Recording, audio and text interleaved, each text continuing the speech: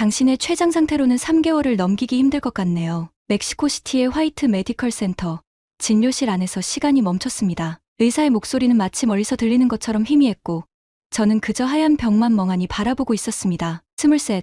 제 인생에서 가장 빛나야 할 순간에 저는 죽음을 마주하고 있었습니다. 더 이상의 치료 방법이 없다는 건가요? 떨리는 목소리로 겨우 질문을 던졌습니다. 의사는 깊은 한숨을 내쉬며 고개를 저었습니다. 현재로서는 통증을 조절하는 것이 최선입니다. 당신의 췌장은 이미 너무 많이 손상되었어요. 그날 진료실을 나서며 저는 제 꿈도 함께 무너지는 소리를 들었습니다. 다음 달이면 돈키호테의 키트리 역으로 데뷔할 예정이었던 무용수, 멕시코 국립발레단의 새로운 기대주. 그 모든 것이 한순간에 물거품이 되어버렸습니다. 집으로 돌아가는 길, 거리의 모든 것이 달라 보였습니다. 춤을 추는 꿈을 꾸며 매일 지나던 극장도, 연습실의 거울도 이제는 다시는 마주할 수 없을 것만 같았습니다. 하지만 그때는 몰랐습니다. 이 절망적인 순간이 제 인생에서 얼마나 놀라운 열정의 시작이 될 것인지. 안녕하세요. 저는 멕시코시티 출신의 무용수 카밀라 로드리게스입니다. 23세 나이에 저는 삶과 죽음의 경계에서 헤매다가 한국에서 기적 같은 두 번째 삶을 선물 받았습니다. 진료실을 나와 병원 복도를 걸으며 저는 지난 몇 달을 되돌아보았습니다. 처음에는 단순한 피로감이라고만 생각했습니다. 매일 8시간씩 이어지는 고강도 발레 연습은 누구에게나 쉽지 않은 일이니까요. 하지만 점점 심해지는 복통과 설명할 수 없는 체중 감소는 분명 뭔가 잘못되었다는 신호였습니다. 그래서 얼마 전 병원을 찾았어요. 췌장의 상태가 심각합니다. 즉시 정밀 검사가 필요해요. 턱검진 결과는 충격적이었습니다. 여러 검사가 이어졌고 결과는 점점 더 나빠졌습니다. 마지막 CT 스캔 결과를 봤던 날, 의사는 제게 잔혹한 현실을 들려주었습니다. 진행성 췌장 종양입니다. 이미 주변 조직까지 전이가 시작됐어요. 시간이 얼마 남지 않았습니다. 그 순간 느꼈던 절망감은 말로 표현할 수 없습니다. 방금 전까지도 다음 공연을 위해 연습할 동작들을 머릿속으로 그리고 있었는데 이제는 제가 살아있을 시간까지 계산해야 한다니요. 마리아, 아빠가 췌장암으로 돌아가셨는데 이제 내 딸마저. 진단 결과를 들은 어머니의 흐느낌이 병원 복도에 울려 퍼졌습니다. 7년 전 이 병원의 같은 자리에서 아버지의 시한부 선고를 들었던 날이 떠올랐습니다. 그때 우리는 아무것도 하지 못했습니다. 그저 시간이 가는 것을 바라보며 아버지가 점점 야위어가는 모습을 지켜볼 수밖에 없었죠. 고통 속에서 돌아가시던 아버지의 마지막 모습이 우리 가족의 가슴에 깊은 상처를 남겼습니다. 그날 이후 16살이었던 언니 마리아가 변했습니다. 엄마, 나 의사가 될 거야. 아빠처럼 누군가를 그렇게 보내지 않으려고. 밤낮 없이 공부에 매진한 언니는 의대에 수석으로 입학했습니다. 그리고 졸업을 앞둔 어느 날 언니가 폭탄 선언을 했죠. 엄마, 나 한국으로 갈 거예요. 저녁 식사 시간, 언니의 갑작스러운 발표에 어머니의 손에서 포크가 떨어졌습니다. 의대 졸업을 2달 앞둔 어느 날이었죠. 뭐라고? 서울대병원에서 연구원으로 일하게 됐어요. 글로벌 메디컬 리서처 프로그램에 합격했거든요. 어머니는 잠시 말을 잇지 못했습니다. 그동안 언니는 완벽한 딸이었으니까요. 의대 수석 입학은 물론이고 실습 기간 내내 교수님들의 극찬을 받았고 논문도 이미 3편이나 발표했습니다. 당연히 졸업하면 멕시코시티의 큰 병원에 취직할 거라고 우리 모두 그렇게 생각했죠. 미쳤니? 내가 왜 거기를? 여기 멕시코시티에도 좋은 병원 많잖아. 하버드나 스탠퍼드도 있을 텐데. 엄마, 서울대병원이 췌장암 연구에선 세계 최고예요. 로봇 수술 성공률도 1위고 새로운 치료법 개발에서도 그렇고. 하늘이 무너져도 안 돼. 절대 안 돼. 언니의 갑작스런 얘기를 듣고 난 후 어머니는 밤새 우셨습니다. 아버지를 떠나보낸 후 홀로 우리를 키우시며 한 번도 제대로 쉬지 못하신 어머니였습니다. 마리아, 내 아버지가 돌아가시고 난 너희 둘을 보면서 버텼어. 내가 의대에 들어가고 카밀라가 발레를 시작하고 그렇게 하루하루 이겨냈는데 이제 와서 너마저 이 엄마 곁을 떠난다고. 그것도 지구 반대편 나라로? 안 돼, 절대 안 돼. 어머니는 식당 일을 마치고 돌아와 새벽까지 우시곤 했습니다. 저는 그런 어머니 옆에서 아무 말도 하지 못했죠. 하지만 언니는 확고했습니다. 엄마, 전 아빠처럼 아픈 사람들을 그냥 보낼 수 없어요. 제가 꼭 배워와서 다른 가족들이 우리처럼 아파하지 않게 할 거예요. 매일 밤 이어진 대화에서 언니의 눈빛은 점점 더 간절해졌습니다. 결국 한 달 후 어머니는 마지막 저항을 포기하셨습니다. 그렇게 언니는 한국으로 떠났습니다. 그리고 3년 후 그 선택이 제 생명을 구할 마지막 희망이 될 줄은 아무도 몰랐죠. 집으로 돌아와 언니에게 전화를 하기로 마음먹었습니다. 수화기를 든 제 손이 떨렸습니다. 서울은 이제 새벽이겠죠. 잠을 깨워서 미안했지만 지금 제게는 언니밖에 없었습니다. 카밀라? 이 시간에 웬일이야? 언제나처럼 밝은 목소리. 분명 연구실에서 밤샘 중이었을 텐데도 동생의 전화에 한치의 피곤함도 내비치지 않는 언니였습니다. 언니, 나. 목구멍까지 차오른 말을 꺼내기가 너무 힘들었습니다. 옆에서 흐느끼는 어머니의 모습을 보며 저도 모르게 눈물이 흘러내렸습니다. 나 췌장암이래. 3개월 시한부. 말을 끝내자마자 흐느낌이 터져나왔습니다. 소화기 너머로 잠시 침묵이 흘렀습니다. 그리고 이어진 날카로운 목소리로 지금 당장 한국에 오라고 했습니다. 하지만 저는 그러고 싶지 않았습니다. 언니, 난 그냥 여기 있을래. 한숨 섞인 제 말에 언니의 목소리가 더욱 날카로워졌습니다. 카밀라, 지금 포기하겠다는 거야? 말도 안 돼. 시간이 얼마 남지 않았는데 남은 시간은 엄마랑 보내고 싶었습니다. 그리고 흐느끼며 더는 말을 잇지 못했습니다. 옆에서 함께 펑펑 우시는 어머니를 보며 마음이 무너져 내렸습니다. 그러자 언니의 차가운 목소리가 이어졌습니다. 너 기억나? 아빠가 돌아가시기 전에 그렇게 하셨잖아. 남은 시간 가족과 보내고 싶다고. 그래서 우리가 뭘 했어? 그저 아빠가 돌아가시는 걸 지켜볼 수밖에 없었잖아. 난 그때부터 맹세했어. 다시는 그런 무력한 선택은 하지 않겠다고. 내가 여기 서울대병원에서 연구하는 이유가 뭐야? 바로 너 같은 환자를 살리기 위해서야. 잠시 침묵이 흘렀습니다. 카밀라, 내가 포기하면 엄마는 더 힘들어지실 거야. 이미 아빠를 그렇게 보내셨는데 이번에는 달라질 수 있어. 제발 마지막이라고 생각하지 마. 새로운 시작이라고 생각해줘. 내일 아침 첫 비행기 표 예약할게. 더 이상의 반대는 없어. 알았지? 언니의 목소리에는 한치의 망설임도 없었습니다. 언니의 단호함에 저도 너무 놀랐습니다. 그리고 그 순간 어머니가 제 손을 꼭 잡으셨습니다. 단호한 언니의 말을 믿고 한국으로 가기로 결심했습니다. 그날 밤 이상하리만큼 평온한 마음으로 짐을 쌌습니다. 투석 일정표, 의료 기록부, 최근 검사 결과들, 마지막 치료를 위해 필요한 모든 서류를 하나하나 챙기면서 문득 이것이 정말 마지막 여행이 될지도 모른다는 생각이 들었습니다. 창밖으로 멕시코시티의 밤거리가 보였습니다. 매일 아침 발레 연습실로 향하던 길, 아버지와 자주 산책하던 공원, 가족과 추억이 담긴 모든 곳들이 서로 다른 이야기를 들려주는 것 같았습니다. 어쩌면 이곳에 남아 마지막 시간을 보내는 것이 더 편했을지도 모릅니다. 하지만 언니의 목소리가 계속해서 귓가에 맴돌았습니다. 이번에는 달라질 수 있어. 그 말 속에는 단순한 위로를 넘어선 무언가가 있었습니다. 7년간 췌장암 연구에 매진해온 의학자로서의 확신이었을까요? 아니면 아버지를 떠나보낸 후 누군가를 또 잃지 않겠다는 필사적인 의지였을까요? 어머니는 밤새 제 방을 들락거리셨습니다. 한 번은 따뜻한 스웨터를, 또 한 번은 제가 어릴 적 좋아하던 인형을 가져오시며 마치 어린 시절 제가 소풍 가기 전날처럼 분주히 움직이셨습니다. 그렇게 준비하시는 어머니의 모습에서 절망 속에서도 피어나는 희망을 볼 수 있었습니다. 새벽녘, 언니에게서 비행기표가 도착했다는 메시지가 왔습니다. 내일 아침 9시 비행기, 멕시코시티에서 서울까지 새로운 희망을 찾아가는 긴 여정의 시작이었습니다. 마지막으로 멕시코시티 공항으로 향하는 차 안에서 저는 창밖을 바라보며 생각에 잠겼습니다. 매일 연습하던 발레 스튜디오를 지나칠 때 가슴 한켠이 아려왔습니다. 불과 일주일 전만 해도 돈키호텔의 주역을 준비하며 피로엣을 돌렸던 그곳에서 이제는 마지막 인사도 못하고 떠나는 것이었습니다. 공항에 도착해서야 현실감이 밀려왔습니다. 어머니는 제 여권과 비행기표를 꼭 쥐고 계셨고 손가방에는 언니가 챙기라고 한 모든 의료 기록이 들어있었습니다. 발걸음을 뗄 때마다 무거워지는 마음과 달리 이상하게도 몸은 가벼웠습니다. 카밀라, 잠깐만. 탑승 게이트 앞에서 어머니가 제 손을 잡으셨습니다. 떨리는 목소리로 말씀하시려다 그만 눈물부터 터져나왔습니다. 저도 참았던 눈물이 흘러내렸습니다. 그때 어머니의 휴대폰에서 언니의 영상통화가 걸려왔습니다. 내 동생 데리고 오는 비행기, 내가 직접 추적하고 있을 거야. 엄마, 걱정 마세요. 제가 책임질게요. 언니의 목소리에는 전문의로서의 단단함과 언니로서의 따뜻함이 함께 담겨 있었습니다. 마지막 포옹을 하고 탑승구를 향해 걸어가는 제 발걸음은 떨렸지만 이상하게도 두렵지는 않았습니다. 창밖으로 멕시코시티가 점점 잦아지는 것을 보며 문득 이것이 끝이 아닌 시작일지도 모른다는 생각이 들었습니다. 14시간의 비행, 죽음으로 향하는 길이 아닌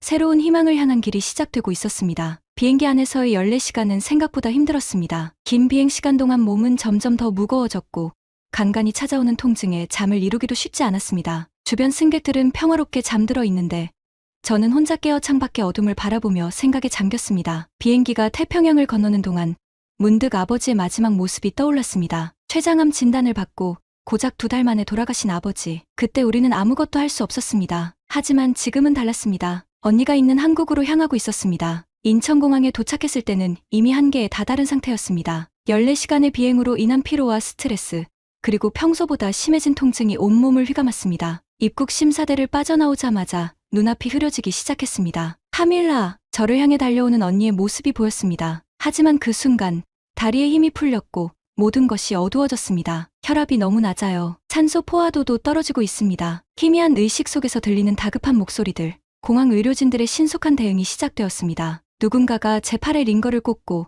산소 마스크를 씌우는 것이 느껴졌습니다. 의식이 희미해지는 순간 이상하게도 평온한 생각이 들었습니다. 14시간의 비행 끝에 언니를 마지막으로 보고 가는 거구나. 아버지처럼 결국 나도 이렇게 가는구나. 하지만 운명은 아이러니했습니다. 죽음을 각오하고 떠난 이 여정이 오히려 제 새로운 삶의 시작이 될 줄은 몰랐으니까요. 카밀라, 정신 차려. 이제 시작이야. 절대 포기하면 안 돼. 흐릿한 의식 속에서 들리는 언니의 다급한 목소리, 공항 의료진들의 발빠른 대처와 구급차의 사이렌 소리, 그리고 제가 탄 구급차를 직접 뛰어가며 따라오던 언니의 모습은 나중에 의식이 돌아왔을 때 의료진에게 전해 들었습니다. 나중에 알게 된 사실이지만 그날 공항의 대응은 완벽했다고 합니다. 언니는 제가 도착하기 전부터 이미 모든 준비를 해두었습니다. 공항 의료센터에 미리 연락해 위중한 췌장암 환자가 도착한다는 것을 알렸고 제 의료 기록도 전달해 두었습니다. 덕분에 의료진들은 저희 상태를 정확히 파악하고 있었고 필요한 응급 장비와 약물도 미리 준비해 놓았습니다. 제가 쓰러진 순간부터 의료진의 움직임은 마치 정교한 시계처럼 맞물려 돌아갔습니다. 누군가는 즉시 응급처치를 시작했고 또 다른 이는 구급차를 호출했으며 다른 한 명은 이미 대기 중이던 서울대병원 응급실과 실시간으로 소통하고 있었습니다. BP 80에 50 산소 포화도 89%로 떨어지고 있습니다. 중환자실 즉시 준비해주세요. 응급실은 순식간에 긴장감으로 가득 찼습니다. 의료진들의 발빠른 움직임,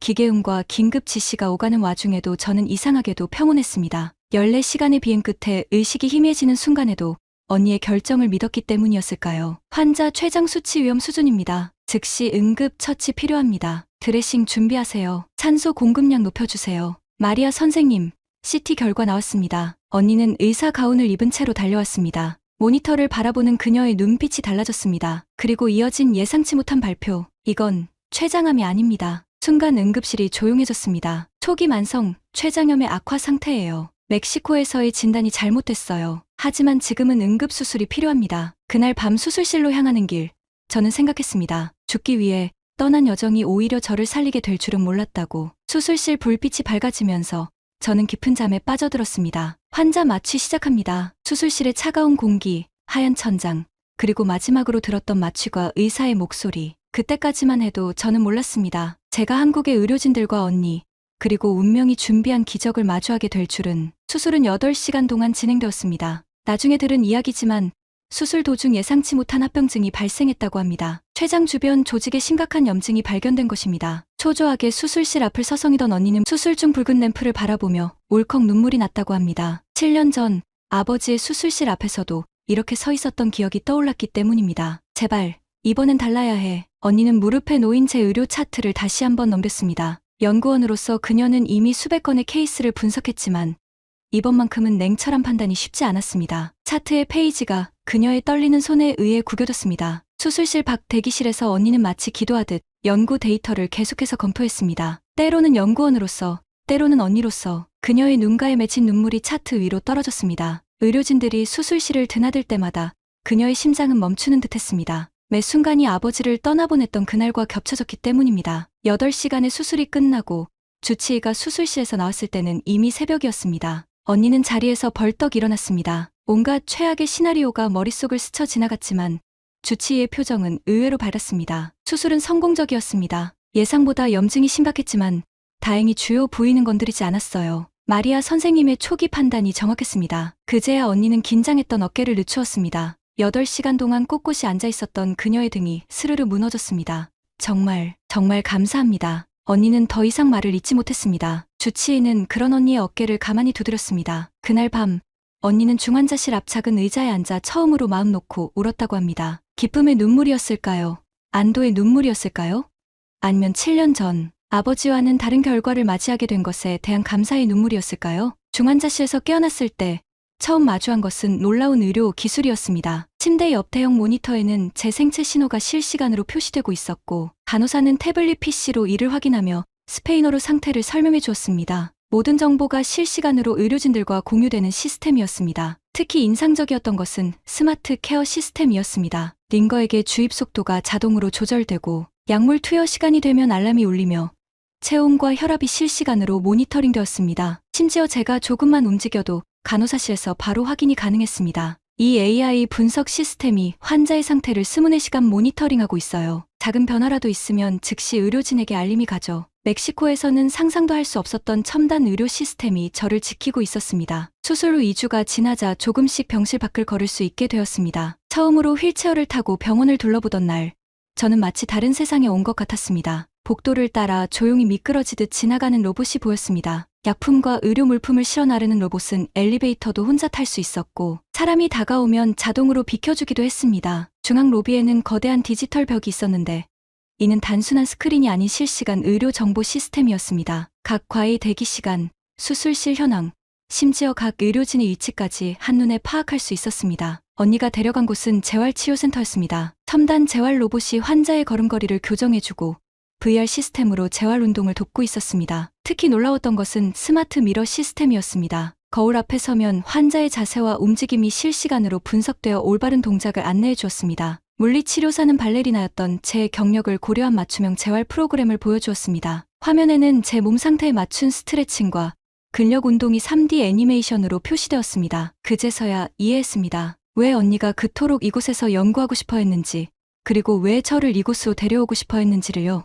마리아, 이 연구 결과 보셨나요? 회진을 마친 주치의가 언니에게 건넨 태블릿에는 제 치료 경과가 그래프로 표시되어 있었습니다. 그때 문득 생각이 들었습니다. 문득 3년 전 생각이 났습니다. 만약 언니가 그때 한국행을 결심하지 않았다면, 만약 부모님의 반대를 무릅쓰고 이곳 서울대병원에 오지 않았다면 저는 아마도 멕시코의 한 병실에서 잘못된 진단으로 인한 시한부 선고를 받은 채 생의 마지막을 기다리고 있었을 것입니다. 아버지처럼 그저 시간이 가기만을 기다리면서요. 지금 생각하면 눈앞이 캄캄했습니다. 후진국이라고 미국도 아닌 한국에서 뭘 배우겠냐고 엄마와 함께 반대했던 게 너무 미안했습니다. 언니는 세계 의료 기술의 현주소를 알려주었습니다. 미국은 최첨단 의료 장비와 연구시설이 강점이야. 존스 홉킨스나 메이오 클리닉 같은 곳이지. 하지만 치료 비용이 매우 높고 예약부터 수술까지 평균 대기 시간이 3에서 6개월이라 너무 힘든 상황이야. 독일은 정밀한 의료 시스템이 특징인데 특히 공공의료보험이 잘 갖춰져 있어. 하지만 새로운 치료법 도입에 매우 보수적이고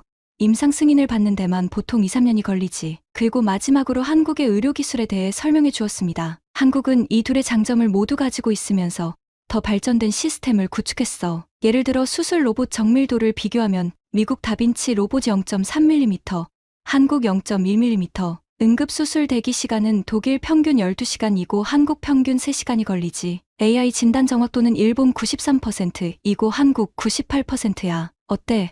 내가 왜 한국으로 오겠다고 고집했는지 이제야 알겠지? 특히 한국만의 강점이 있는데 바로 신속성과 통합성이야. 검사, 진단, 수술까지 원스톱으로 이뤄지거든. 미국에서 1달 걸리는 과정이 우리는 하루면 가능하거든. 정말 한국은 세계 최대 의료 강국이라고 생각해. 이제 저는 이해했습니다. 제가 살아날 수 있었던 것은 세계 최고 수준의 의료 기술이 있었기에 가능했던 것이므려. 그리고 이곳에 언니가 있는 게 너무 자랑스러웠습니다. 저는 이제 퇴원을 앞두고 있습니다. 퇴원하고 한국에서 언니와 시간을 보내기 위해 어머니도 한국으로 오고 계세요. 병실 창가에 서서 저녁 노을을 바라보며 언니가 말했습니다. 3개월 만에 재회, 시한부 선고를 받고 한국으로 떠날 때만 해도 우리는 이런 날이 올 거라고 상상도 하지 못했습니다. 엄마가 그러시더라.